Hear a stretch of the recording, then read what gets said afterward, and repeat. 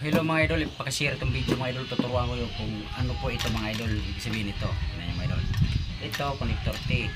Galing sa makina water pump pressure tank. Papasok dito. Yan. So pagdating ito mga idol, ito may tangke dito mga idol na this tank. So ito, kung mapuno ang tangke, automatic off. Diba? Ito mga idol, pressure tank at saka ano, sa gravity. Oh. Okay na ta. Tapos natin dito, lock na to siya pag mapuno yung tangke bis tank. Tapos ito galing sa makina, papasok ito mga idol, ito papasok ito mga idol. Tapos ito mga idol, ito po ang sa tangke, sa bistang, sa bistang.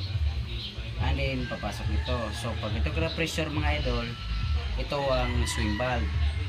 Pag halimbawa mga idol, papasok yung tubig ito papunta sa ilalim ng tangke, automatic to maglalak ang swing valve. So hindi makapasok ang tubig dito.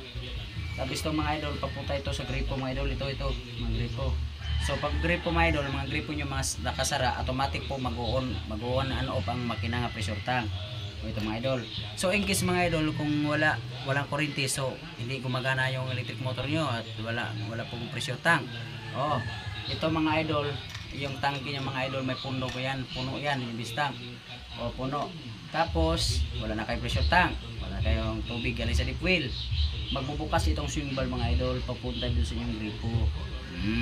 So ibig sabihin niya mga idol, kahit mag-burn out, may stock na tubig ang inyong balay kay may tangke mo. Ito po gamit yung symbol mga idol. No, sana may matutunan kayo ito mga idol. I-share ang video para inyong review-reviewhan ito makamao mo. Mga idol, thank you.